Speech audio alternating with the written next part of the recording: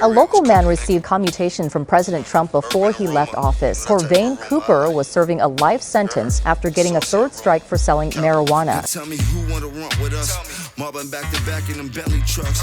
Blowing on that saucy to set me tight. I used to take that package, I would wrap it and send it up.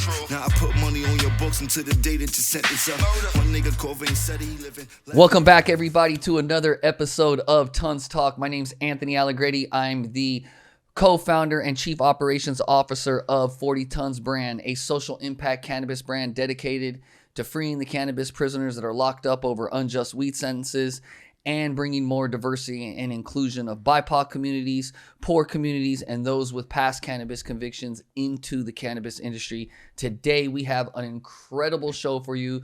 We're gonna, get right into it. We have an OG, someone that's been in this game for almost 45, 50 years. I mean, this dude is incredible, man. Army, Green Beret, went to prison in the early 80s, has been growing. Without further ado, welcome, Doc Ray.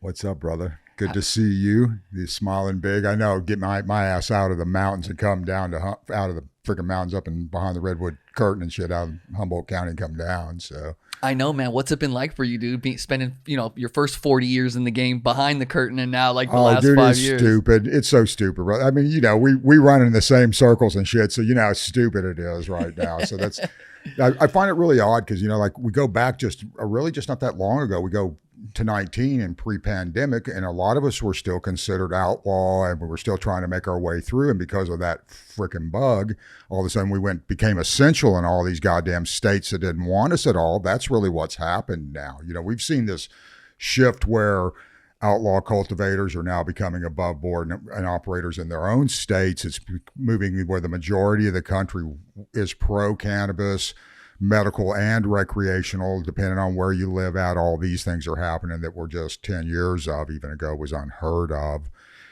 That's where it's at right now. It's cool, man. Speaking of that, what was it like back in the days? You know what I mean? And having to hide, and dealing with, the stigma that cannabis provided. God, it was brutal. I mean, okay, and a lot of us, like a lot of my generation, the men and women that taught me the game are gone. They're even not even on a lot of them aren't on the earth, and a lot of them are gone. And I've been growing for surprisingly 50 years now. And I smoked my first joint in 70. I guess it's 2023, right? Right. So that's 53 years of smoking the plant, and 72, the year this country made it illegal and would throw you under a prison cell for growing a plant for crying out loud. We'll get into that later on, but for growing a plant was 72. That's the year I fell in love with it, and progressively became more aggressive over the years. The more the war on drugs ramped up, it became significantly more aggressive in the 80s and 90s.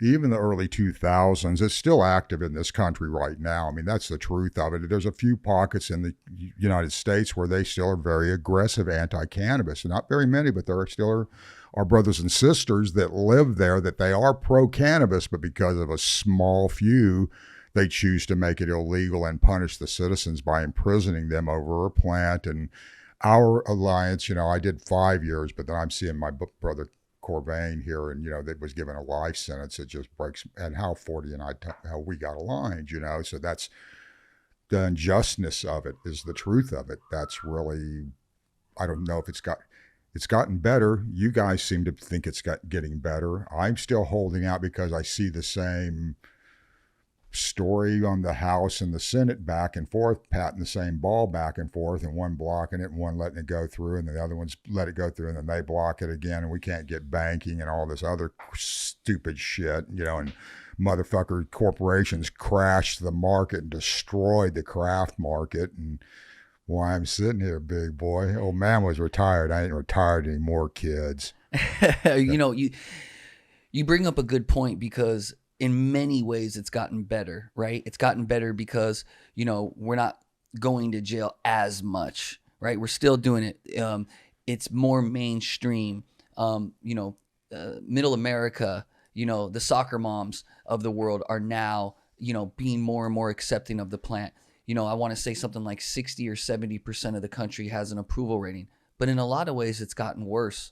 Like the way in terms of the market tanking, the shake your hands. I'm sure when you did a deal back in 1976, you probably shook someone's hand, looked them in the eye, and said, "I'm going to do this," and they said, "I'm going to do that," and then it worked. And then now, no one keeps their word. So at all. Maybe talk Rarely. about that from some of the From positive a business things perspective. of back yeah, then. the business perspective of how the industry since 2015. So we're not talking a real long time here now. So like in the last 7 years, approximately, going on 8 years, we've seen this adult and what the medical community and a lot of the big growers were up north in the triangle where my stomping grounds are at. We're up in the triangle where we are cannabis. We define cannabis. We carried the industry for 100 flipping years before it was ever hip or cool. We were doing weed, and that's just the truth of it.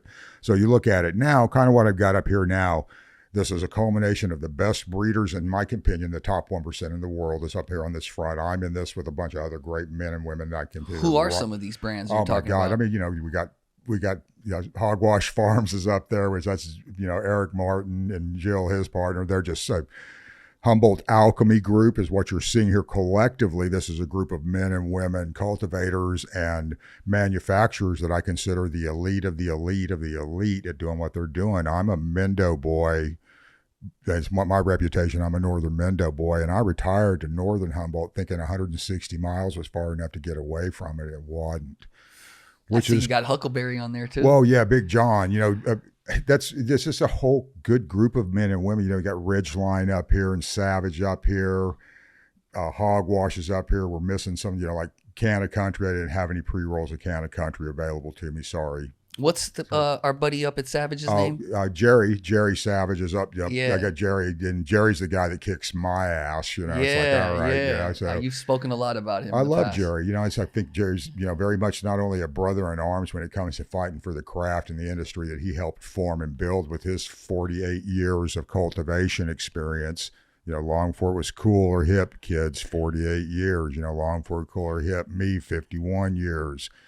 That damn near makes me and him a century between the two of us, and I look at stuff like even my brothers and sisters that are younger than me, they've been doing it since they were a kid. Like we were talking at lunch, Sean Stammet, Sohum Royal. Again, sorry, brother, your flower's not up here on this display. Big shout out, Sohum. Yeah, Sohum, but serious Sohum Royal, but Sean, is in his late 30s now, getting older, he's getting older, but now he's getting in his late 30s and stuff, but he grew up doing it when he was knee high, and his mama, who's a legend, a cannabis diva, Ganja diva in my book, is his mother Pam, who really has taught him the craft and makes the real medicine. Her bath bombs and her RSO are world famous, and his methodology of RSO, which is real medicine, ladies and gentlemen. That's real fucking medicine. We have people that are dying and suffering and pain from cancer. And when you have RSO in your life, it's a lifeline to you. It's used for a lot of other pain controls as well. But that's just to think that it's not real medicine is very hypocritical by medical standards in today's book, in my humble opinion, and 5 decades of doing it. So, wow, it's incredible, man. You're just a plethora of knowledge.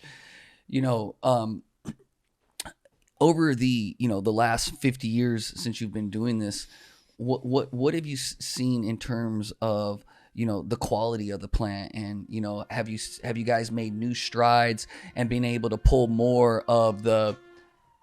We'll wait for the fire engine. That's happens when you're in Inglewood. Shout out my boy Hollywood for letting us utilize the space, the White House here in Inglewood. But we've seen a progression over the last 50 years. When you were doing it in the beginning, there was really only a couple of strains or a couple of ways that they would classify the weed. Now you got 50 million flavors. You got all these different things. All the hype. What's the weed been? What's the difference between the weed then and now? Is it better? Is it worse? Is it equal? What would you say? Oh, I think good and bad has progressed. Okay, what's progressed is, okay, if we just did what Israel did and didn't buy into the bullshit of the whole weeds illegal game, right? They've stayed at forefront of medical research, and they're leading the way, and have in the 70s when the U.S. said, Israel went, fuck you, we're staying on the research, and they have, and they're leading the way now. So if we'd have just stayed there, this is the part that breaks my heart, ladies and gentlemen. If our country's government and a handful of evildoers hadn't impeded this plant's progress in medical science research, how many of our loved ones would still be here? This masses should be up in arms over this with their government officials, all the bureaucracy, all the bullshit that hinders true medical research. Why you guys even know me? My blue skunk that's up here is in the military community. It's with my brothers and sisters only reason why I'm sitting here is because of that. Fire. Well, yeah, it's fire, but it's also the therapeutic value of how it helps you balance when you're using it for a therapeutic tool, when you don't want alcohol or opioids or psychotropics or a 45 or a fucking prison cell. That's really not just military. And what I've learned is there's a lot of people that have stressors and have trauma and that damage that benefit from that plant. And I've had tens of thousands and thousands of people telling me this now on my blue skunk, that particular Pheno that I've isolated, and it's a beautiful plant on its own, but I isolated a Pheno it's over a decade now. I've been running the same thread for a while. I've been running the same thread because it was helping me. I didn't care about you guys, man. The truth of it is I didn't give a fuck about everybody else. I lived on my mountainside by myself alone because I don't really like fucking people. This is no bullshit, guys. I'm just wearing this shirt for fucking joke. It's a warning to a lot of motherfuckers, okay? When I'm hanging with you and I like you guys, who do you think walks in the door? Are they fucked or are they my friend? And right. That's okay. Now you love me and but I'm a cantankerous, nasty, mean bastard that because of Mother Ganja sweet love, that blue skunk genetics makes me the kind old man right now. Speaking of that, you mentioned the therapeutic and the medicinal values of what you've been growing and building. Can we talk about how you came to the plant for reasons of your injuries and your things? Like you were in the military, correct? That's correct. Yeah, what branch of service were you in? I'm an old Army. I'm an old Army Green Beret. It's like I'm old school Army Green Beret. And were you injured in combat? I got a little bit of body damage. I got a couple of fragment wounds in my legs. I was hit with fragment wounds in my legs. I got a pretty good shrapnel hole in my left leg. Blew up my left shoulder in a night jump one night.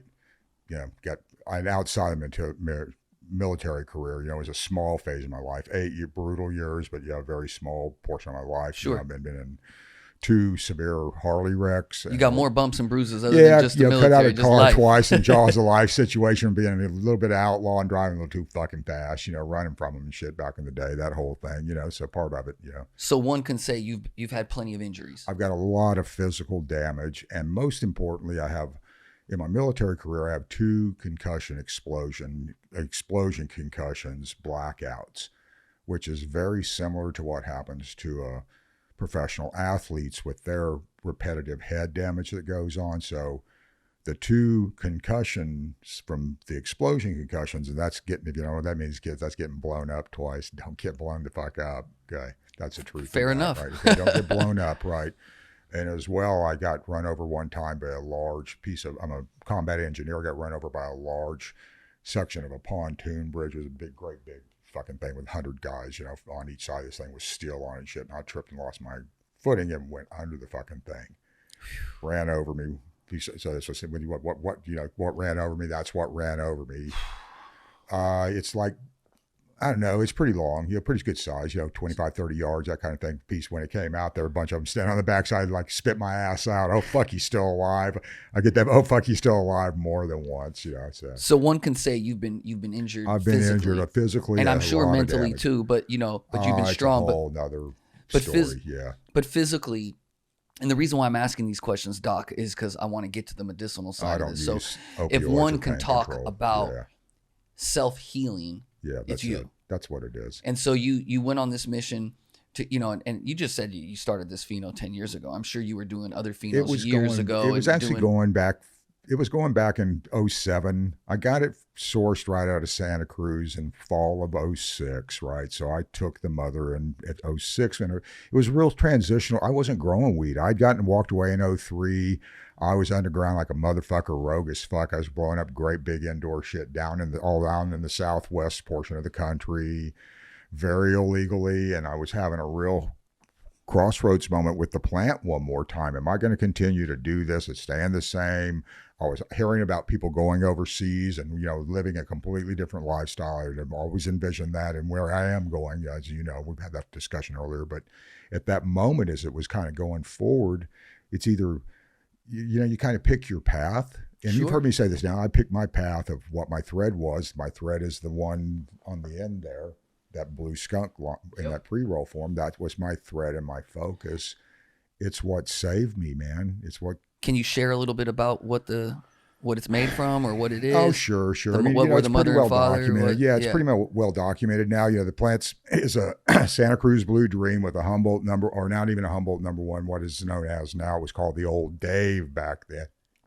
But Old Dave is a long gone Emerald Triangle teacher that's passed Dave Cooper from Interior Trinity, Northern Mendocino, where my relationship to Dave was. But I've met buddies that were in Southern Humboldt that learned from Old Dave too, that also has the skunk genetics. So it's basically the Old Dave crossed with the Santa Cruz Blue Dream. Okay, Nice. So over the years, I smoked it. Okay, why did I use those two? If you've ever smoked the Blue Dream, it's a real cerebral, very up flower. I liked how it made my head awake, and I didn't have bad thoughts, all the shit that I had. I don't drink alcohol.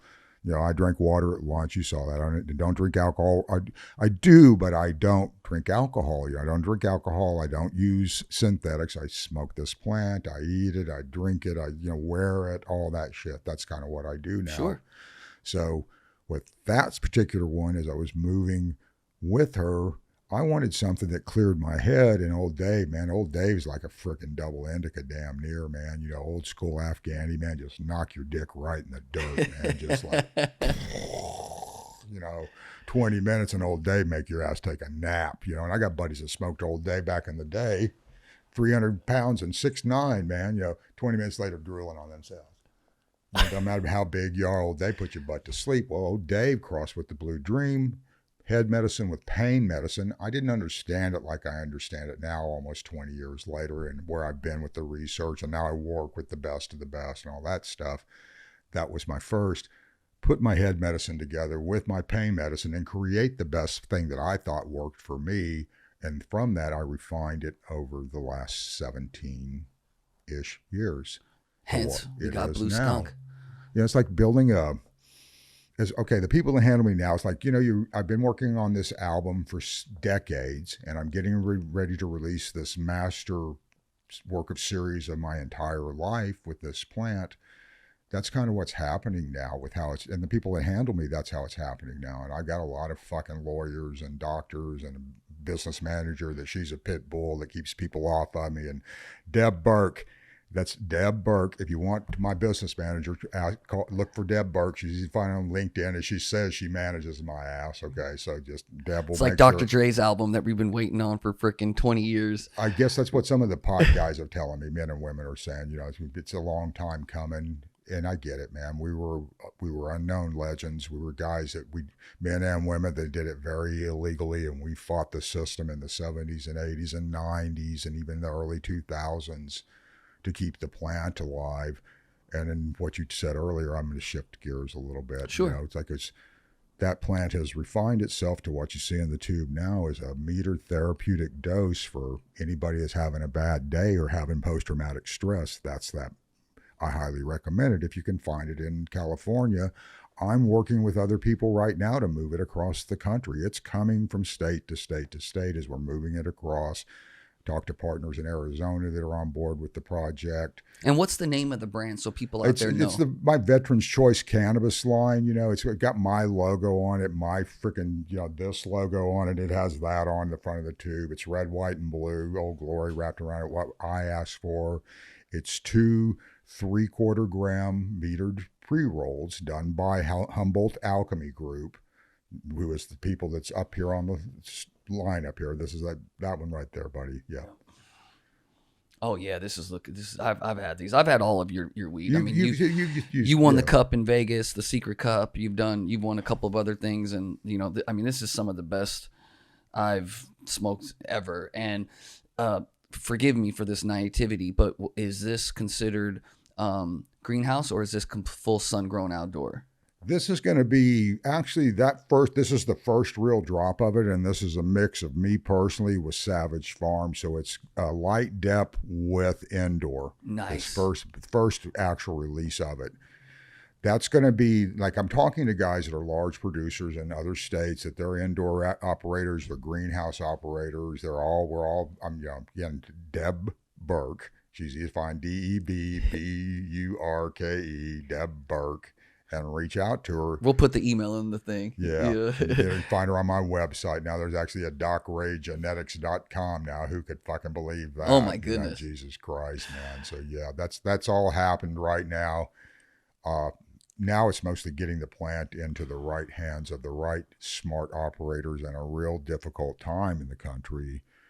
It's happening everywhere. When California collapsed, it rippled across the other states across the country. Why? Because California reigns supreme. Who reigns supreme? The Emerald Triangle does, kids. Don't kid yourself. We kick everybody's ass. We're the best of the best. We're the top 1%. That's who's up here. There's a few that are missing. I wish they were all up here. But when it used to be 90,000 and on, now there's only about 800 of us. We done, ladies and gentlemen, when it comes to getting intruded on our plant that we fought for with blood, sweat, and tears for 5 fucking decades. It affects this community in the market of the legacy operators and the trap operators. We're the guys that fed the pipeline in the 70s. We produce 514 billion, what was it? Not billion, I'm sorry. 514 tons of weed every single year. We're the largest producers of cannabis in all of the United States. The United States, and California will reign supreme when it goes into international. What we're trying to do right now with this group of operators, we were all independent players 5 years ago, even 3 years ago, 2 years ago, even a lot of us didn't interact with each other than in retail spaces. Retail's become brutal to get. I'm good at talking to the other end of the deal. Why? Because I've been doing it longer than everybody else that's still around. Okay, if you've been doing it for 5 decades, please come sit down in the chair with Anthony and have this conversation, because we need the old operators to step up. Because what I'm seeing over and over and over again is there's a lot of young, sort of smart money people coming from out of state that think that their couple of $100,000 or their couple of million means shit in the game when we're 1%.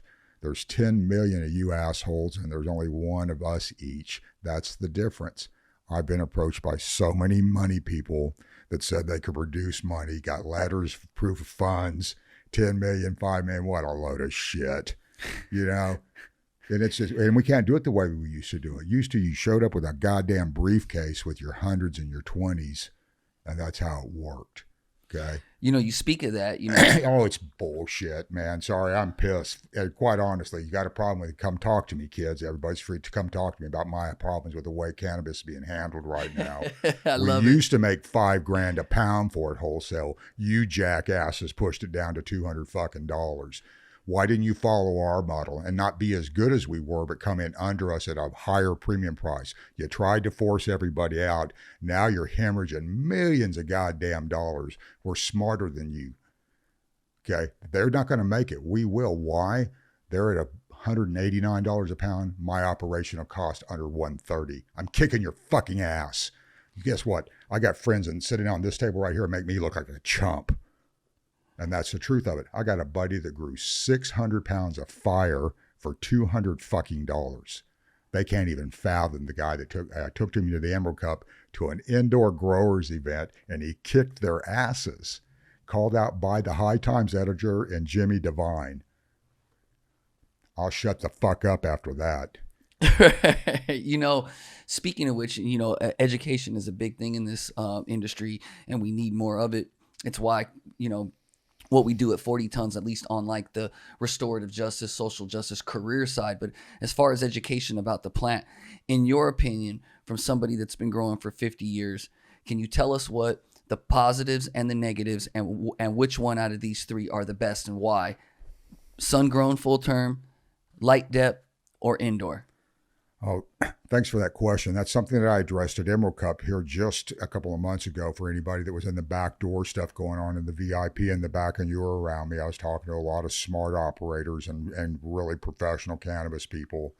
Like, we need to change the dialogue a little bit. The current stacking order is indoor, light dep or mixed light, and then outdoor. And that's a total misnomer that's been sold to people over the last 15 or 20 years because of not understanding the Because of a thing. look. Well, and the look is only the mis-selling. That bullshit about purple, dank, and frosty is just a load of shit, and that's what happened here. What clipped me this last year, I'm an indoor guy. I'm a top % 1 indoor guy in the world. Okay, I don't even want to go down that fucking rabbit hole, but that's what happened.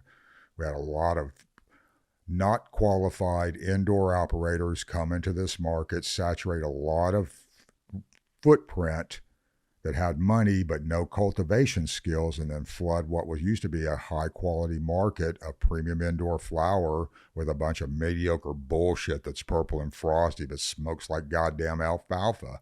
It gives you a fucking headache. That's not what you want. And that's what all my consumers tell me when they smoke any of these up here. This is just a display of some of the brands of what we've been minimized to from what we used to do in a big old glass jar when you would walk into the old 215 shop. Deli style. Brother, that's all. The consumer, and I didn't get it until now I'm in the retail end of it because I'm seeing it in its face. They never see it. They never touch it, all that stuff. So there's a complete disassociation. It's almost like what they've done to our food supply, everybody that's kind of hooked into the 99-cent meal, they just stuck in that cycle because there is that whole world that's stuck. They can't afford a grocery store. They can't afford to not feed their families, and they go and goddamn, they think a chicken McNugget is a motherfucking chicken. They don't have a clue that it's got feathers and clucks and shits on the ground and peck stuff, man. Fair enough. So outdoor, light dep or mixed light, or indoor, and you said that I want to take it from this and I want to turn it up like this. Who's the best? Who's the best? Who's the best? Which is? Of whatever their methodology is. Oh, Who's so it has nothing to do indoor? with whether or not it's outdoor. Why? Because I light can dep. take my outdoor guy that's full sun and put it next to my buddies that are good indoor cultivators. And truthfully, his weed, it improved it over and over again that weekend. It smoked better. You couldn't, if I didn't tell you as a consumer, you couldn't tell the difference. If I set them out on the table and the naked eye, you can't tell, and you can't tell. And all I did was tell you guys that that's outdoor and that's indoor. Most motherfuckers, oh, well, that's better. Now, the truth of it is that outdoor guy that grew it for about 48 cents a pound kicks my $130 right in the butt. Don't it make me like I don't know what the fuck I'm doing at $130 a pound, my methodology, Right. And he's at pennies. So, that's a good point from like an economic point of view. What about from like and I don't want to use the word potency because potency is not the right word, but if we use potency in the terms of like overall value of the plant. Full spectrum effect. Full spectrum effect. That's a better phraseology is full spectrum effect of the plant because that's what it is. Potency is, and we've all seen that. How high you get. That right. cartoon on the stair steps, potency, and it's at the bottom of the fucking deal. So full spectrum effect of the plant. It's the full effect of the plant. And the full spectrum effect of the plant is basically more than just the potency of the plant. It's the phraseology is entourage effect. It's the full effect of all of the combinations of everything that it does to terpenes, flavonoids, THCs, cannabinoids, CBDs, whatever CBC, CBN, whatever the hell it is that the consumer is using. It's not even because you're going to be maybe a little different than me. What I've worked on is stabilized, and what all these pretty much are all very stabilized genetics that we've all grown for years and years on years on our own farms that we know are tried and true that are up here in this display right here. That's what those are. What pre-rolls are is, quite honestly, it used to be the entry point. It still is, but it was the cheapest way for a customer to try you, and there was no value in it. Now we've had to reduce our cost to where this is where the profit's at, and it kind of breaks our heart. We'd rather you be able to come, what we hope for is that model where you can come right to the farm. But to go back to your question, instead of outdoor is at the bottom of the food chain. Actually, outdoor is quite honestly at the top of the food chain when it really comes down to it. If you understand the true value of how the plant's whole medicinal value and effect is. What the consumer has been sold is a bill of goods that is a visual sell, not a inhalation, interior edible. You're not taking it internally, you're buying it with your eyes, and they think if it's frosty and purple, it's better, and that's a load of shit. That's a flower that's been manipulated indoors. 90%, the anthocyanins, if I got a little science, okay, that little component of it is what activates when the temperature drops cold. Well, you just turn your room down to 60 fucking degrees at night. What I do, turn my room down to 58 degrees at night when the lights go off. It kicks that into gear, and the purple comes out in it. That's a selective breeding practice that people use a little bit, but a lot of it is just the natural attributes of the plant getting cold when it gets wintertime. That's the truth of it, man. Okay. That's the real truth of it. Is it's plant's getting cold.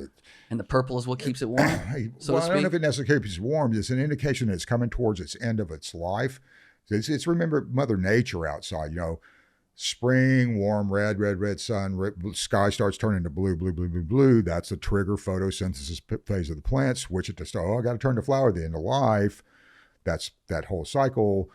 Goes from hot to what? Cold. We're doing that indoors. We're starting with warm red light, moving to a blue light, chill in the room at night. We're mimicking Mother Nature as best as we can indoors. Now, I probably just left like 70% of the indoor guys just went, what the fuck? Because they don't even vaguely do what I do. Why? You're not my goddamn equal. That's why I'm a top 1% motherfucker and you're not. And that's just the truth. Okay? Why, man? We're all good at what we do. I'm a top 1% indoor guy. The guy that kicked everybody's ass was a top 1% outdoor guy. The one I love on the end, Savage, is a top 1% light depth guy. Okay? That's what it is. You look at like hogwashes, full sun grown. Huckleberry is up there. Everybody. I mean, again, we got mixed light guys and full sun people. They're all top 1% cultivators.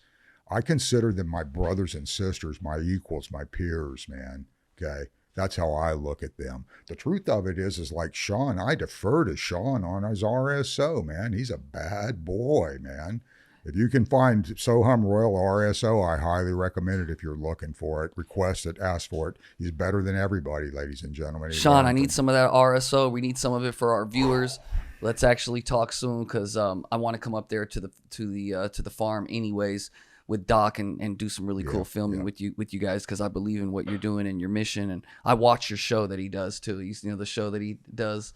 He puts out on YouTube. It's pretty cool. I truly believe everybody that's left in the game in Mendocino, in Trinity, and in Humboldt that are actual Emerald Triangle purveyors that are actually operating and licensed producers, they're the top of the craft. They're at the going in and how many asking, are left? Oh my God! Weren't you saying something like about 90,000? Tell us about that. Yeah, okay, 215 pre-1996. An estimate of at least 80, but a lot of estimates of north of 90,000. So we'll call it 80,000 unlicensed, illegal producers in Humboldt County alone. This last year, 854. They got me 2 years ago. I talk to people every 854 day. Licensed producers. So we went from 80,000 down to 854. They wanted to kill 90% of the market, and the truth of it is they killed over 99% of the craft market in the triangle. And what does that do to our industry? Like, let the folks know like why that's so important that doesn't happen. It's over with. If they don't start, well, I can't even ask them. If you haven't been supporting and buying their brands and I know being a smart consumer, you've already helped kill us, then it's over with, quite honestly. What you're seeing now, I'm not cultivating more. I'm the brand. I become the face of the brand. All I wanted to do was grow weed for people, and because why? I'm really good at it. I'm better than 99.99% of the people that grow it.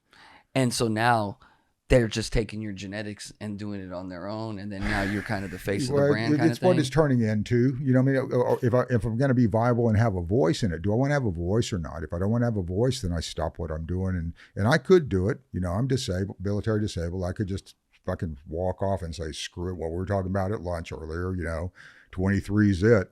I've worked too hard. I'm going to be at the Super Bowl in a couple of weeks for the Gridirons golf tournament. Okay. I smoked weed with McMahon a couple of nights ago. You know, a couple pro World Series ring wearing guys here a couple of evenings ago. You know, Major League Sports and DRG are tying together. You're the first guy to hear it. You know, we're tying together right now with what I'm doing with the Revenant guys. I'm really, really humbled and honored to work with those guys. I think they're smart men and women that have kind of paid a real high price to entertain people, you know, is really what it boils down to, paying a high price to entertain people and watch them beat each other and playing a sport kind of like gladiators, you know. And what they love me, you know, I'm an old military war dog. They love the shit out of me because I got holes and scars everywhere and shit. They love that too. So, you know, we have just the happiest cantankerous guy there is. Oh, which is an oxymoron. You know, I'm pissed off right now. I was a humble farmer 6 years ago. I'm just pissed off. You were humbler when I met you on Clubhouse almost 2.5, 3 years ago. Going on 3 years ago now. Yeah, it's going on 3 years. And like that, when you guys first stumbled into my room, I was real kind and sweet and mellow. You fuckers run it all. Truth, you know. You know that's consumerism and corporate greed. Consumerism and corporate greed. Completely what I got out of it for. Why I moved away and went off in the mountains when I did. Why I walked away from it 20 plus years ago. Yeah. Why I walked away again. I just didn't want to be involved. And when I was recovering after that Harley wreck in 09, and I was watching the shit happening on TV. You know, I was recovering and couldn't do anything, so I'm going to have to watch the shit. You know, so I'm watching what's going on and all that's happening. And I'm seeing some of the dumbest fucking things being told to people that don't know that can really hurt you. My favorite question, can somebody please show me that underwater curing weed works? Anybody? You know, that idiot put that thing out on YouTube about drying a bud and curing it in water. It's like, I'm still waiting for some fucking person to show me that shit works. That's one of the things that brought me out. It literally was like, what the fuck? Okay, look, seriously, you just spent all year babying your plant in a risky environment because your state's not really cool yet, and you're trying to grow your own medicine, and some jackass tells you to cure your plant in a jar of water, and you follow his fucking advice. Okay? Okay. Whoa, that's when I went, what the fuck? And then I started looking, all the misinformation I was seeing. Idiots putting, again, you worked all season and put your flower in a goddamn herb dehydrator for 72 hours and wonder why it tastes like shit and your throat burns and gives you a headache because you're a dumb motherfucker and used a fucking herb dryer for weed that takes weeks to dry. Okay. Now, here's the truth of it. The commercial won't do what we do. We're low, the triangle, man, we're low and slow. We all have our own approaches, but we do all believe in low temperatures at a constant humidity at around 60% and below 70 degrees. I have my variables that are even tighter than that, but I don't want to get into fucking semantics.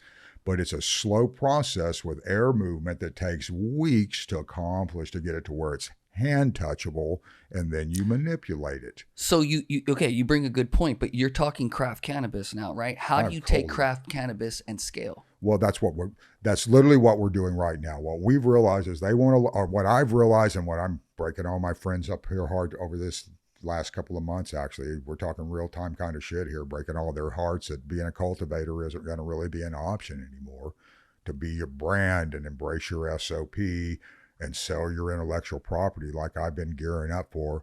I saw the assault because I'm a Mendo boy. You know, I saw what they did on GMOs in Mendocino County decades ago, how they just tried to intimidate the community of farmers so bad. Monsanto, those evil bastards, you know, it's like that whole assault on Mendo was just like brutal. I was living it, man. I'm serious, guys. Blacked out Crown Vics with dudes, men in black with fucking sunglasses kind of on the street corner shit. That kind of shit in our town when the GMO thing happened. We were then, let's go back 20 years ago, they were assaulting people over what's basically a 99-cent wholesale pound price item. 20 years ago when cannabis came, it was north of $2,000. 30 years ago, wholesale was north of $3 to $5, $6 depending on. And now it's 99 cents. Well, weed's down to, wholesale flower. I've heard horrific. Okay, well, it's not okay. First off, it's not legal cannabis by cannabis definition, and if it's under $500 or $600, there is no money. Oh, $99. You mean not 99 cents? 99 cents a pound for frickin'. It's like strawberries and canola and all this shit, wheat, all the things that they Roundup Ready wheat, for example, 99 cent, 49 cent wholesale item. Gotcha. Weed for a pound of wheat. A pound of weed back in 1995 was freaking north of $3,500, $4,000, man. That's how much. Okay, you don't even fathom that because you were a little bitty boy. If I go back to when you were it's like my son, and you guys are the same. You mean before 16, me, Dad? Yeah. You and Chris are the same fucking age. Y'all are grown ass. And again, y'all are grown ass motherfucking man. You got grown kids, right? You've been doing it for 20 plus.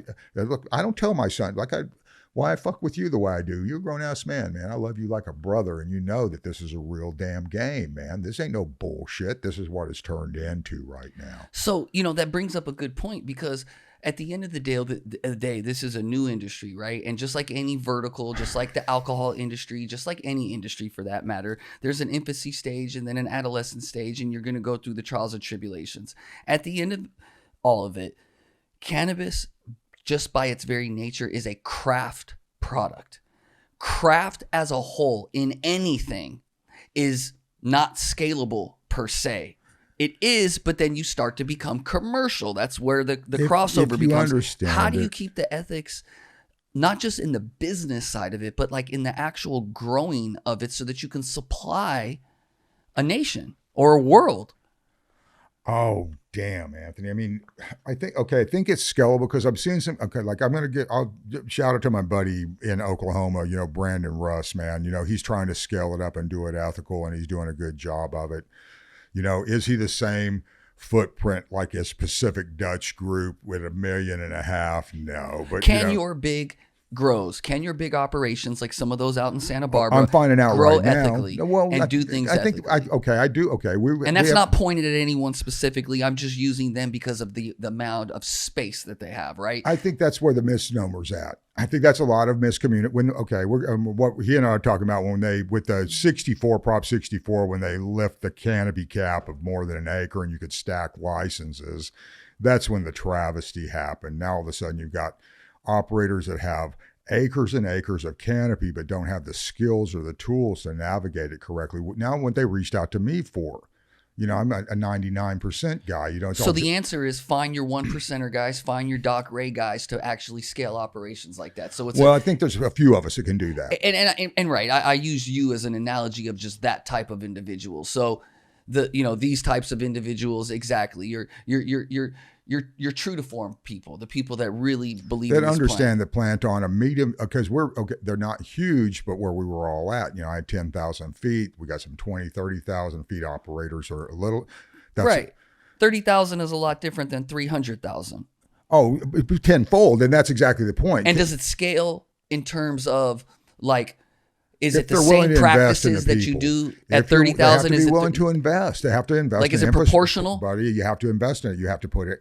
If you pay poor people to handle your plant, you're going to get a poor quality plant. If you teach them the correct SOP and correct methodology. Dank Duchess says shit in, shit out. Well, I troll 1,000%, and that's again what I'm going to go back to the Humboldt Alchemy Group, and my brother Zelig, Kronberg, which is Spring Creek Farms, which is the guy that's the Korean natural farming master that he is, J-Dom master that he is, that he took his indoor flower and went into his outdoor flower and went into an indoor competition with me and just, spanked him, man, called out by competitor as soon as and the that's jar because cracked. He did what? Well, he just, his approach, he's a 1% outdoor guy. What I was saying, go back to not the methodology, but who's the best at what they do. That's where the stacking should be. So when you're looking for my flower, you're looking for my brand on, well, he's going to be up at the top. But in the same breath, when you're looking for outdoor flower, Zelig's better than 90%, 99% of the indoor guys. He's that good. He's better. And if I don't tell you it's not outdoor flower, you couldn't tell. Wow. And that's the truth of it. Yeah, I think, we have a challenge to solve in this country, worldwide really, but really figuring out how to scale cannabis, keep the cost down, because we all know that, Everything's about Well, shareholders. they've done it. It's wrong. But The approach is wrong, man. And so that's what I want to know, like, or the viewers want to know, like, in your humble opinion, like, what is the proper approach to be able to scale? Because we all want to scale. They pushed it down too far. And the big operators, and we're talking the big guys in Carpinteria, because I've talked to a lot of them now. There's a bunch of macro. They pushed the price down so bad. They did, not just them, the travesty out in the middle in the desert that got pushed down out there with all the indoor guys jumping on it last year. That's what took me down, my indoor market down to the toilet. Out there in the high desert. The desert guys, coming in growing desert weed, and again, I walk into the room and they pull their best out. I pull my not best out because I don't get to smoke my best. It goes in the jar, but it's pretty fucking good, as you know, right? And I put He only smokes his half best, not his real best. You guys get man. that. I don't smoke the top 3%. The top 3% goes into my private label stuff. It's nice. like, but so I do. You smoke, pull that out. I do smoke superior quality flower. My A- and B bud whips most people's asses. Why? Because I hold the weight on the plant. When everybody loses all their weight when they're drying it, that's where we kick your ass, and then we kick your ass on full effect and full terpene profile. So you're comparing the desert weed, and they did that out there last year. Dry and dusty, and mine's full, flavorful, and lush. See, now some of them desert boys, will disagree with that and maybe say, please. I've heard it from too many of them.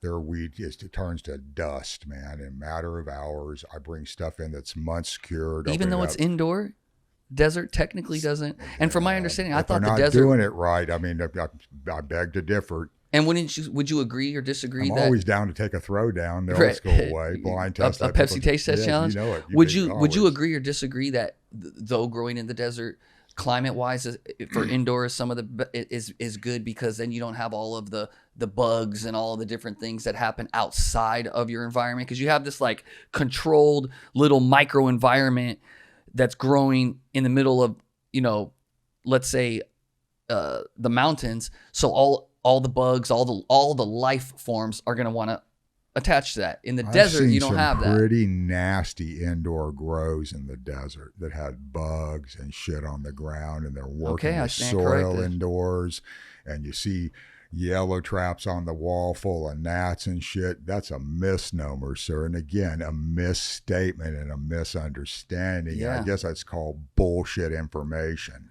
Now, I'm not saying everybody, because like my boys over in Sac, but that's not high desert, that's Sacramento. We're talking farther south. A lot of those ones in the high desert that jumped in the game in the last 3 years or are growing with dirt indoors, they got shitty, nasty practices, the bulk of them. And I'll say 9 out of 10.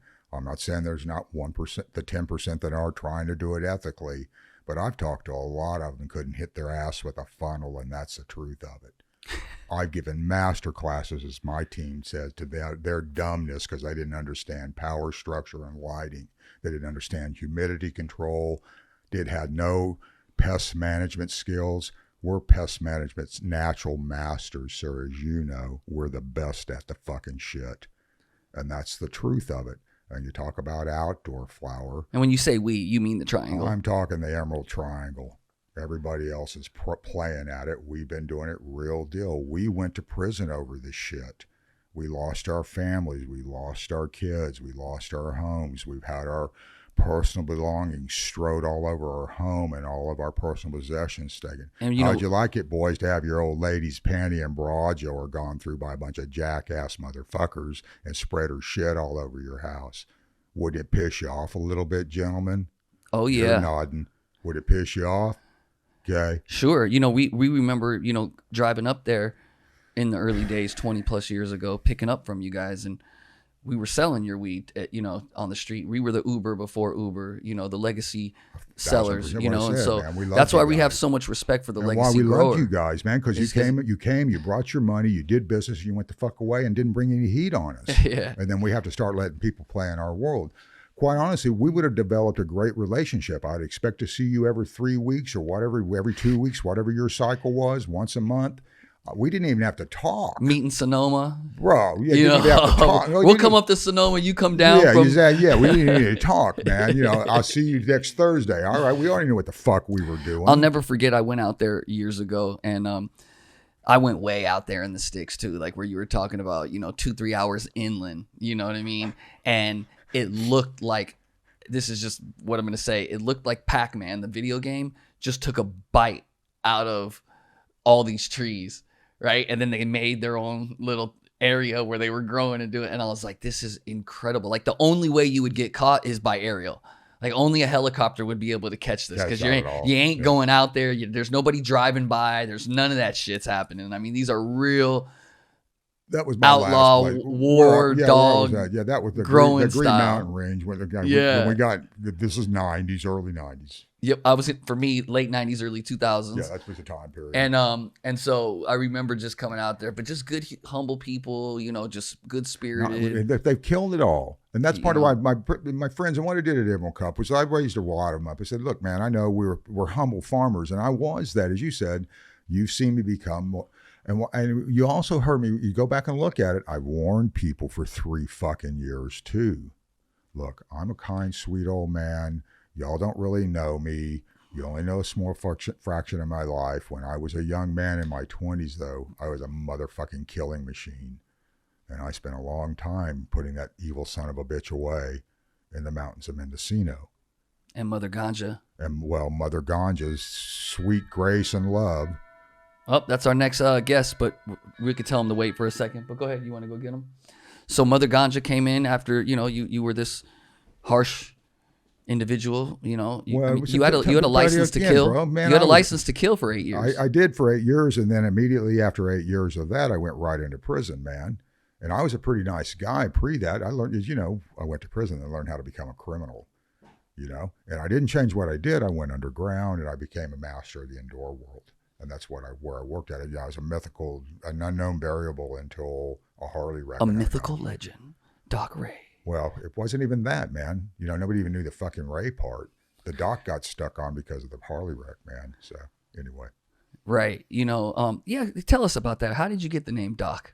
It goes back to my military time period, Would you care to share? Well, I'm a what they would call a field training and combat medic. There aren't many of us. They don't do that anymore. So that's that portion of my life that I was a combat engineer, field trained medic that worked in a unit as a medic and as a thank you very much. Did that portion of it. I'll take one too. Anyway, that's where it's got on me. And then after my Harley wreck, the wife number 2, there's 3 exes, but wife number 2, after my wreck, she just called me Doc because it was easier and it kind of stuck, that's the truth. I was like, you're a doctor of plants, that's for damn sure. Well, that's what they say. Did you ever have any formal education in botany? No, not at all. Okay, I guess if you call high school botany, right? High school botany is as far as your education is gone? On plants and stuff. No, I'm all self-taught. It's kind of funny because I'm in books and shit now and recording and stuff but it's all self-taught. And what I've been told is my ability to pick up the nuances and the terpene profiles from genetic to genetic can't be taught. It has to be a natural felt skill, and I have that skill. And only because I've done it 5 times now. It's hilarious. I always, when we talk about just leadership and business and how education plays a role in our ascension in success. And I always say, it's not about the degrees or the, how many books you've read, because the guy that has a PhD in war strategy ain't shit compared to the guy that ain't got no education in war strategy, but has been to fucking war for 20 years and has fought in 50 battles. I'd rather be with that guy than the PhD in war strategy. They usually tuck tail and run. My experience, a lot of them do. And it's like kind of where this thing is with me coming above board, man. It's like now all of a sudden we're in a real tricky time right now because we have a lot of smart cultivators that don't have any business skills, and we got a lot of businesses in the cannabis space that don't understand cannabis more than the man in the moon. They don't have a clue what they're fucking doing. They're just now starting to get a few of them that have a little bit of a glimpse of it. And again, I've got a lot of friends that are in the space that are corporate weed now, and I have a lot of respect for them, but they have a tendency to defer to me when it comes to the plant when we're talking now, and that's all it really is. I don't tell them how to do a spreadsheet or navigate the boardroom, man. And that's just what it boils down to. But that's what makes you relevant, and it's what makes you different, and it's what makes you valuable.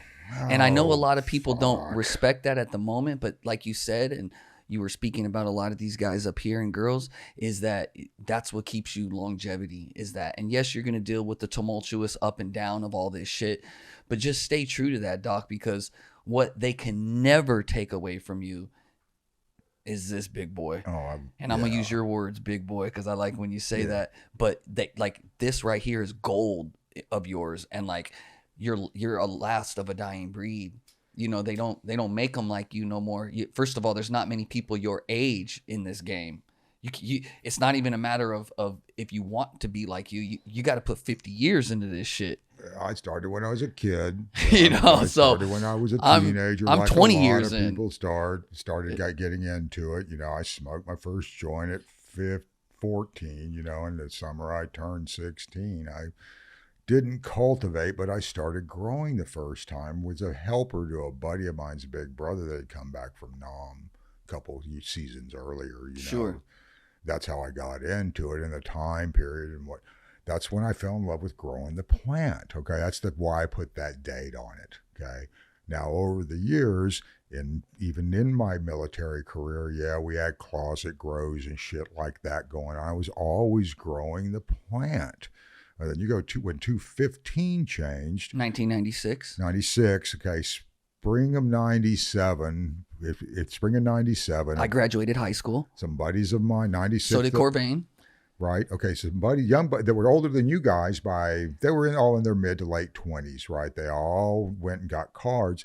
None of them got any trouble. I went that fall and got my first legal right recommendation to grow weed, but that was 97. And from that point forward, it's been more of I'm going to grow cannabis and ramp it up kind of approach. Even when I was a little bit of time that I wore suits and ties and shit like that for brief periods of time that I interacted with society moving through it, I always supported what was going on in Mendo. I always was moving pounds back and forth to Mendocino.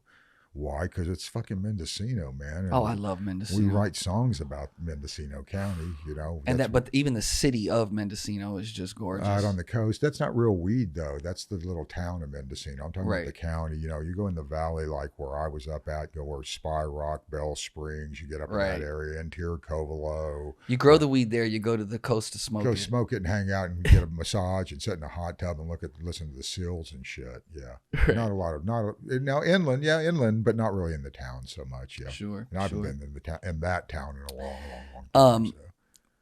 I'm just going to take a quick break to give thanks to our sponsors. Give thanks to those that have helped us here. Thank you, Purple Banter, for helping to produce everything. LJ, Katya, and the whole team over there. Always got to give love to Hemper. Hemper is one of the largest cannabis and other smoking accessory e-commerce brands in the business. They do cones, they do packaging, they do pretty much everything that you can think of when it comes to manufacturing cannabis products, and also bongs and keepers and everything. And so want to give a big shout out to Hemper, and then just some of the people that we work with. We work with Sunset Connect up in the Bay Area. They're a San Francisco based equity manufacturer. We work with Herbal as our distributor, and we work with a lot of different legacy farms, and as much as we possibly can, we try to put legacy flower inside of our packaging. Big shout out to all the other people who help us, like Rooted in Good, which is Curaleaf's initiative to bring more restorative justice and social justice to the industry. So thank you to them. And big thank you to also UCS Advisors, Dave Kunick. He's helping us raise and get our company to the point where we actually have a real investment opportunity for folks. And then everybody else that's just been kind of along for the journey, man. Thank you so much. If it wasn't for you guys, we wouldn't be here. Thank you to, we always got to thank former President Trump for signing that paper to allow Corvain Cooper to go free. No matter what you may feel about him or his presidency as an individual act, we have to always honor that and be thankful for that, and we are. And so, yes, now back to regular scheduled programming. I think that was one of the longest commercials, good, but man. you know, we got a lot of supporters, Doc. And Oh, buddy, I love it, man. I'm glad that there's supporters. Honestly, it's a new, and that's what I love about this. Honestly, Anthony, I thought I was going to be dead. All the information was going to go to the grave with me, and it would just go away, you know, and she would move on. And the truth is she's going to move on. And I'm referring to Mother Ganja. Mother's going to move on long after I'm gone, long after you're gone. She's still going to be here, and she was here eons ago and was here, you know, recorded 10,000 years ago. It's like a minimum of 10,000 years of recorded history of the plant's use, and DNA picked up on altars that are, 6,000, come on, man. you say that to say 90 years of demonization of the plant by a handful of few people that are no longer even on this planet anymore. That was all based on lies. All the legislation was based on lies. All the laws were based on lies. The doctors want access. The smart ones know that mother's a real cure for a lot of things. It's time for the federal, what I told you, man, vote them the fuck out. You either do what we're trying to do, you know. well, we got to vote the right people in that believe in her, vote the right in, and support want to see the her ones progress. that are there, really truthfully there, fighting the good fight. Show them more support. Listen to them, who we should be looking at that are really, two-faced, saying one thing and doing something else. That's the truth of it, and it breaks my heart. Like I said earlier, it breaks my heart to think of if we'd just stayed up on the medical research, how many of our loved ones would still be here, man? Because this plant's curing stuff. It's curing things, guys. Curing stuff. Man. This is not the chapter in Mother Ganja's life where we have her in complete abundance yet, but this generation of the last 20 years, so let's even say since 96, is the first part of the transition to maybe 40, 50 years from now when we're long gone, where we have that abundance of what you're talking about. And the medical research is opened up. And yes, we have to go through the bullshit of corporatism and all that. That's like any industry. But we're going through that stage right now so that our grandkids won't have to do that. And that is pretty, impressive to me. And it's why we fight this fight, is so that our people down the line can have you, because when I'm gone, I don't want to be doing this 5 years from now, quite honestly. I don't want to be 70 and still doing this, but I'm thinking if I piss enough of you young men and women off to get y'all riled up enough where y'all will pick it up and go, I have had enough of this shit. Why? Because we've used this plant longer than you guys have. And what we were saying in the car going to lunch, yes. Why are the criminals more ethical about it, when it comes to doing a business? What you said, we used to shake hands and you'd look at me and I look at you and I said, how much you want? You told me, and we said, all right. And you showed up, we did business, and business because you could have gotten killed. Well, so when getting killed is your metric of standard on how you behave, you tend to ask permission, say please, say thank you. You move in different directions. You say what you're going to do. You do all of those things because, the result could be a whole lot worse than just some, piece of paper that was filed against you and now you're getting sued, right? Oh, so then they just file bankruptcy and keep the money and move. It's such bullshit. It's such bullshit. And I've been through that in other verticals, and it's just learning that side of the side of the coin. But you know what? I'll tell you what, man, the last 24 years, 25 years, I've been an entrepreneur. I eat what I kill. And so I've learned how to be a precision hunter, so now when the terrain is a lot, easier and I got access to all these types of tool brushes and paint brushes, I can now paint. And now I can get the actual physical paint from guys like you because the paint is so good and so pure. And now I know how to use the paintbrush, and I could go and become a Picasso. And I use that as an analogy, like all the business side of this. So well, that's what my vision with you was to create. That's what we started. And we're going to do it. We have genetics coming. We worked our asses off for three fucking years to get to this scale right now. We had to get here. Dude, if we hadn't fought, we wouldn't be here anymore. And again, that's the truth out of it. When we first met almost 3 years ago, if we weren't still fighting for this, I could have easily given up. You could have given up. We're still fighting. We're trying to stay viable in the game. I look at this moment really important for... I remember a lot of people on Clubhouse aren't here no more, and they were just there doing a lot of talking, and you had a lot of great organizations still fighting that good fight. You got Freedom Grow and Life for Pot and Buried Alive and Marijuana Matters and Minorities for Medical Marijuana. I mean, there's just so many organizations out there that are doing the work. LPP, there's a lot, and those are the organizations that are fighting on like the restorative justice side. But then you got like Sweet Leaf Joe Collective and Dear Cannabis on the compassion side, and then you got all the military guys and doing all the military work. And it's that part of this industry that is what's keeping us it's the best at the part forefront. of it. It's the advocacy side, and whether it's on the plant side, it's on the restorative justice side, or it's on the access to business side, we all work together, right? And we're all trying to free the guys. No one should be locked up over a plant. Over a plant. This is hypocrisy at its finest. It's one of the worst forms, honestly, because you think about it now, as we know, 7 out of 10, man. So that means all them lawyers and all them freaking judges and all them fucking politicians sitting in all them highbrow positions, they smoke weed too, kids. Don't kid yourself. And that's the truth. Or they at least consume it in other ways, like tinctures and balms. Well, so there's so many ways now, but yeah, there's a lot of them using it to get high. Don't kid yourself. That's the truth. Okay. It happens over and over and over. Why? How do I know that? I'm from the fucking Emerald Triangle, man. They always came to our neighborhood to search us out. That's the truth of it. I know you keep looking at that. No, I love what you're talking about right now. What are you smoking on? What's the best? And not just literally right now, but kicked everybody's at home. Ass What are you smoking on? The Emerald Cup that Zelig took everybody and whipped their butt with that Black Apple Kush right there. But you're taking that to the Emerald Cup, or did you already? I told them if they wanted to enter it, they could enter it. It was a.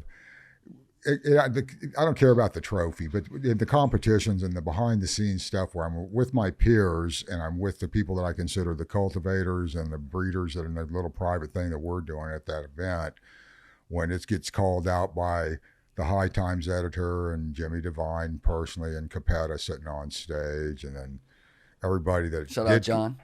Yeah, Capetta, when they cracked the jar and the idiot opening the jar, he didn't know what he was doing. He's trying to tell me, can I introduce you? And, you understand that the dude sitting on the stage, he doesn't know I'm in the room, but he knows me, right? And Divine didn't know me, but he knows who I am, right? He hadn't really met me, but Divine knows who the fuck I am. It was an accident, I'm sure. It was some funny fucking shit, man. But yeah, that's the Black Apple Kush is what I'm smoking on now. Man. Okay. And out of all your lines, you got Black Apple Kush, you got Orange Cream, and then you got DRG5. The number 5 is work in progress still going on right now. The Orange Cream Frost, which is a true orange cream queen crossed with a razzleberry male, double purple male. Just a razzleberry. Who wants I want a razzleberry piece of candy. You know what I mean? Like, you remember those gum? Remember those candies that were like candies and gum at the same time? I forget what they were called, but like if you had one that was razzleberry, it's like that's just super sweet, really good. She's actually the. I love my weed razzleberry. Yeah, she's the cornerstone plant for the triangle as well. It's like a Humboldt razzleberry Kush is again an interior. Humboldt County created genetics. That's where the plant up in Burnt Ranch, where this specific chemovar came from. That was where I got my seed line from years ago. But that's where that plant line came from. And gotcha. I was sourced a orange cream female queen years ago, and it's super, super sweet. Very, very citrusy forward.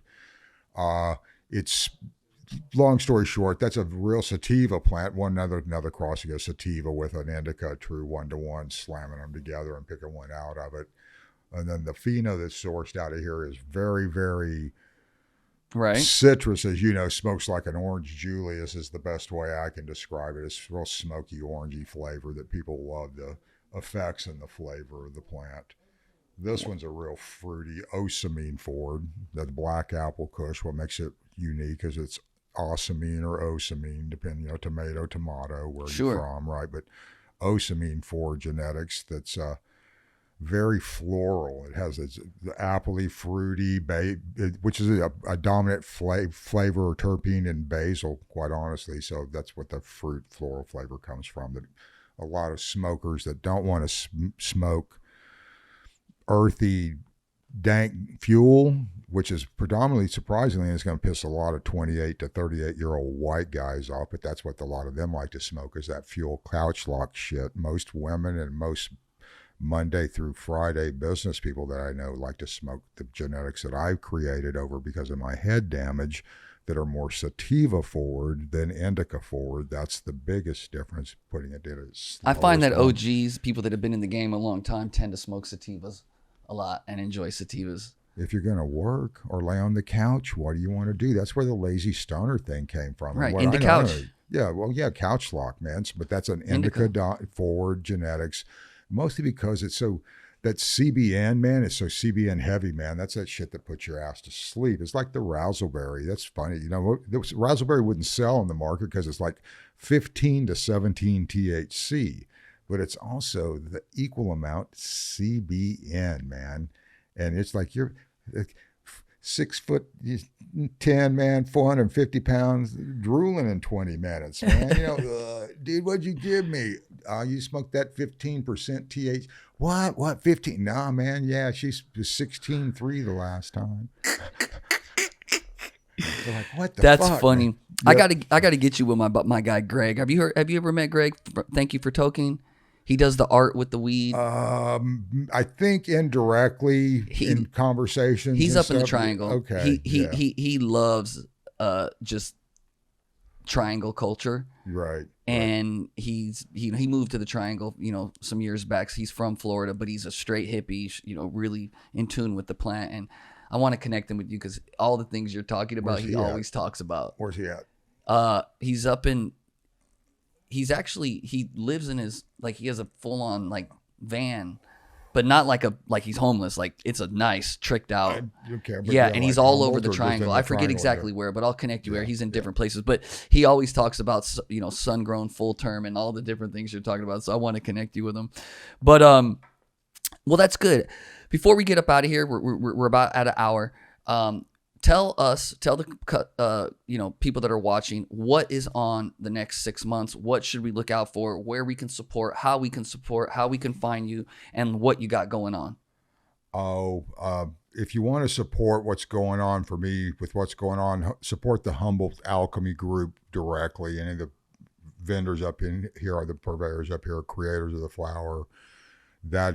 Who they are is that's them in a tube, quite honestly. If you're able to find it in jarred flower, support those lines. The people that support me, the Pharmacy Pottery family, Element 7 chain, they support what I do. Got a couple of shout out my guy Rob Minted Key over at Element 7. He's over in Fireball and a few other places, but that's my guy. We're still working on it. There's some kinks in the hitch on that portion of it, but I'm hoping to be able to get that done this year with them as well. Good. Maybe this will motivate them to do that. Yeah. It's a veterans group that came after me as a veteran to cultivate, and then they kind of dropped the ball on the thing. To be real honest, I'm trying to cultivate the relationship and bring it back around right now because I believe in what I do with my plant for the medicinal points. I'm going to be at Green Street tomorrow, which you heard of Green Street, right? In downtown. It's like a 7-story office building, but it's all weed. It's like a weed workplace. It's really dope. It's really, really dope. I want to take some of your weed over there because there's a couple guys over there that are heavy in the veterans and helping with the veterans, and I want to connect you with those guys, and I want them to smoke your shit and try it. They don't need to smoke my weed. They can contact me directly. My weed smokes for it's. I just proof positive. I need some other jackasses that are getting into you hear that? Bag. You don't. I meant it. You know what Straight I meant. Up. Yeah, but I want them to try your Deb shit. Burke if they want to contact me. I'm already working with a lot of people that are in my wheelhouse. I don't need somebody to come rolling into my wheelhouse that thinks they know what they're doing. If they don't know me in California as I am that California veteran cannabis brothers and sisters. That's who is. I am him. I am him. I know you you fucking know that. So if they think they're got in the veteran space in California and I don't already know You them, probably know him. well, there you go then. Yeah. Okay? And they already know who the fuck I am. And that is the truth. Okay? I'm done with that shit, youngster. Yeah. I'm done with it, boys and girls. The Yeah. buck stops here, kids. You're going to jump into my world. You better be ready because it's the real deal here on out, kids. I came in as a kind, sweet old man. You motherfuckers killed him. Well, guess what, kids? I used to be a mean, nasty bastard. And that mean, nasty bastard came back after I went to the goddamn hospital one more fucking time. You hear that, folks? You hear me? When you put some respect on his name. You disrespected my fucking ass. Step into my world, kids. I dare you. You hear that? That's Doc Ray talking to you guys. That's 50 fucking years of working. That's 50 years of being in this game. That's getting fucking ran over. That's been fucking shot. That's been stole from. Fucking took not my done canopy. right. Assholes come as my friends steal my canopy 2 years ago. That broke my heart when you called me and told me that. It forced this path, though, for me to be a brand. And unfortunately, now I've navigated being a brand and moving it forward. Yeah. And I got a little sway now, kids. Come on. You really want to play with me now? So I say all that. We say all that to say, not to complain, but to, tell the stories because you're dealing with man, people. But I'm done, buddy. I'm fucking pull done, man. Pull the mic back. It's like it's bullshit. The mic back. I'm sorry, Anthony, but No, I'm you so don't apologize to me. disappointed in how this thing has come out for Mother, man. Yeah. It's like she's been insulted and offended. You've trampled on the community that created her and built it. We created a very viable, profitable, comfortable business that generated thousands of dollars a pound wholesale, and you idiots drove it down to $300 fucking dollars. And now the big boys are hemorrhaging millions and millions trying to figure out what to do, and they're coming to me and asking when my SOP is 30% less than yours is. Sure, I'd be happy to tell you that. That's write the check. That's exactly. Write some checks. I've asked a lot of big multi-million-dollar purveyors that have got a lot of square can't write a check for 30 grand. Really? They're hemorrhaging. Brother, millions. Guess what? At least we ain't hemorrhaging millions. We've just dialed it down, got leaner and meaner. Our costing, packaging costs. Our flour's better than yours. Nimbility. And I'm not saying everybody. There's great purveyors all over the world and all over the country, great mom and pops that have been pushed out. The mom and pops loved it. The craft's what brought it here. We created the flavor profiles, everything that was done. I retired.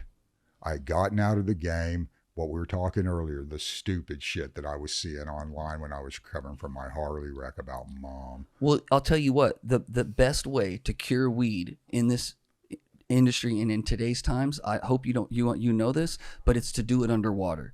So if you actually dry your weed underwater, that's the best way to do it, Doc. You do understand that, right? Oh my God, I'm gonna so come over there and strangle you right now.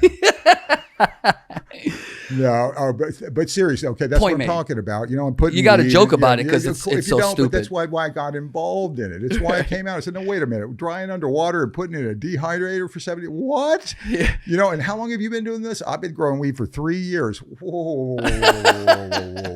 How many people? You got 2.5 million people following you online, and you're telling them to put it in a dehydrator? Oh, come on.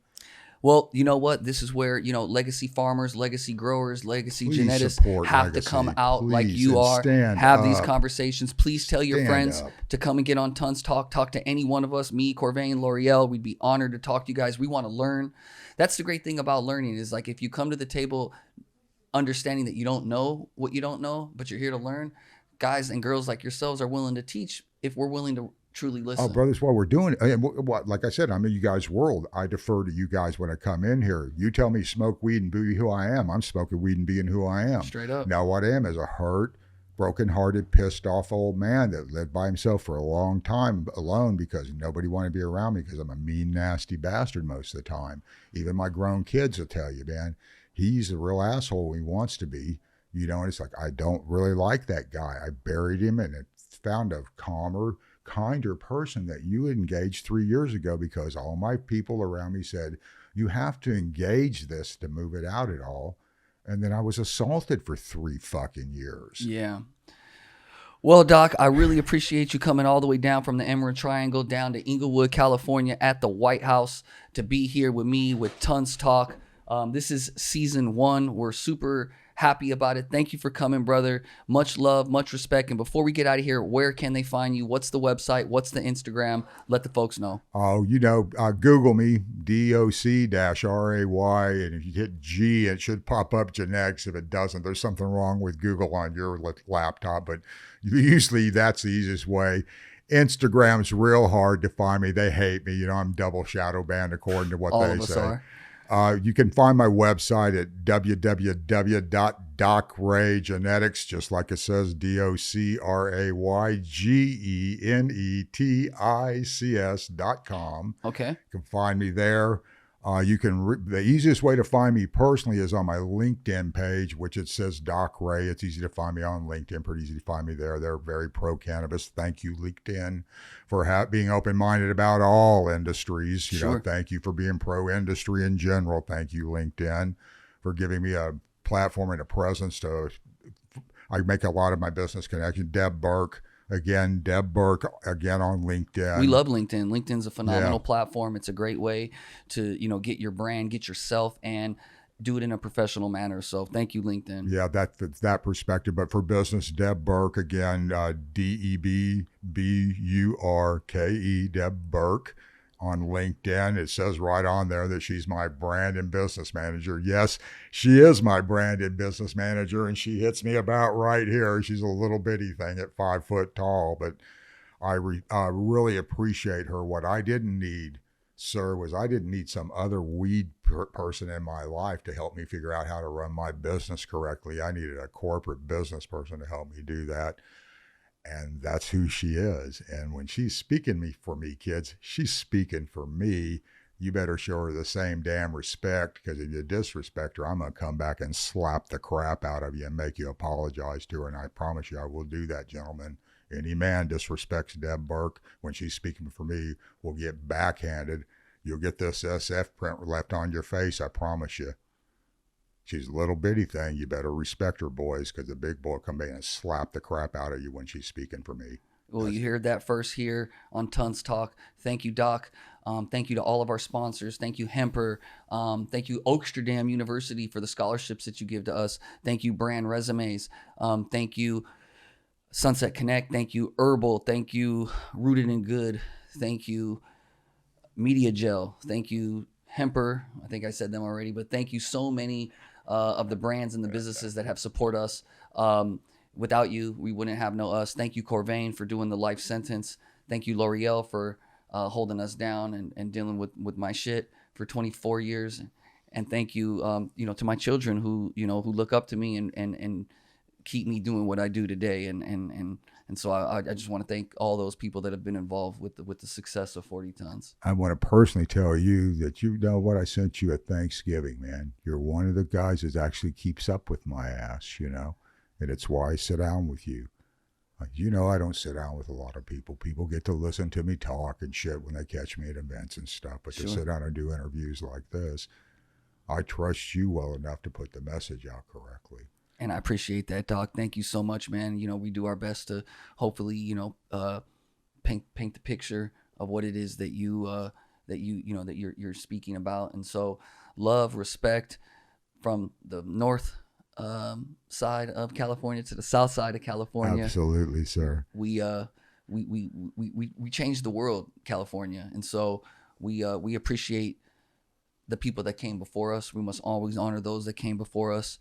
And even though our own individual velocities will take us wherever we're going, we can never forget the people that came into our lives that changed the trajectory. Absolutely. So love, respect, Doc Ray, man, let's get it, brother. Oh, dude. The truth of it is I want to get it done over the next couple of years. Y'all can come find me overseas somewhere. I'll be in a beach somewhere chill. I'll see you in Spain. Oh, absolutely. Where basically look for me at, sir. Yes, sir.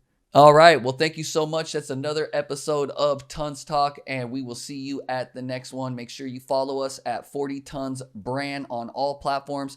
You can find us online at 40tons.co, as well as cannabishiringfairs.com is for all of our career conferences.